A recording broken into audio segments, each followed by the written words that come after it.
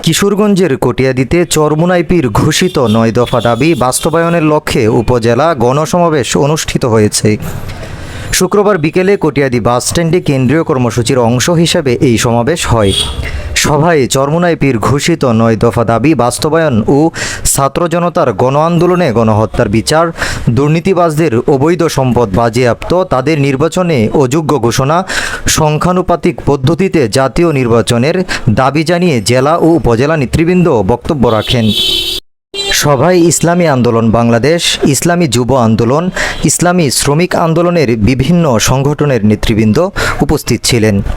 উপজেলা শাখা ইসলামী আন্দোলনের সভাপতি মুফতি মোহাম্মদ বরকত হোসেনের সভাপতিত্বে ও সাধারণ সম্পাদক মাওলানা আব্দুল কাদির বকুলের পরিচালনায় বক্তব্য রাখেন ইসলামী আন্দোলন বাংলাদেশের কিশোরগঞ্জ জেলা সভাপতি প্রভাষক হাফেজ মাওলানা আলমগীর হোসেন তালুকদার, জেলা সাংগঠনিক সম্পাদক মাওলানা মোহাম্মদ শরীফুল ইসলাম, জেলা সহ অর্থ সম্পাদক মাওলানা ইমদাদুল্লাহ মাহবুব, জেলা শ্রমিক আন্দোলনের সভাপতি মোহাম্মদ মুসা খান, জেলা সহ প্রশিক্ষণ সম্পাদক মাওলানা আবু হানিফ, কার্যকরী সদস্য মাওলানা মাহমুদুর রহমান মাহমুদ।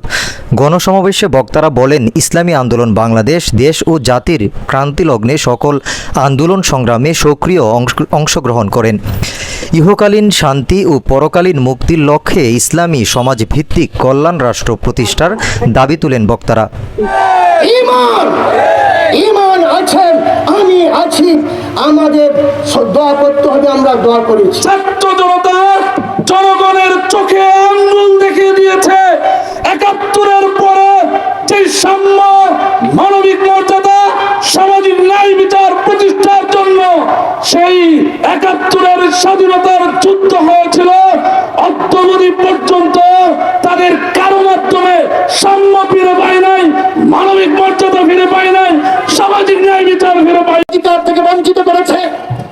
যারা দুঃখী, দরিদ্র, ভিক্ষুক, প্রান্তিক শ্রেণীর মানুষের টাকা লুটপাট করে পাচার করেছে, বিদেশে পাচার করেছে, এদের বিরুদ্ধে সমস্ত মানুষ একত্রিত হয়ে আল্লাহওয়ালা নেতৃত্বের পাশে থেকে এই দেশের মানুষকে সত্যিকারের স্বাধীনতার স্বাদ পাইয়ে দেওয়ার জন্য, সাম্য, মানবিক মর্যাদা এবং সামাজিক ন্যায় বিচার প্রতিষ্ঠার জন্য, ১৯৭১-এর স্বপ্ন পূরণ করার জন্য, ২০২৪-এর স্বপ্ন পূরণ করার জন্য পীর সাহেব চরমোনাইর নেতৃত্বে এদেশবাসীকে ঐক্যবদ্ধ হতে হবে। এর কোনো ব্যত্যয় নেই, এর কোনো বিকল্প নেই।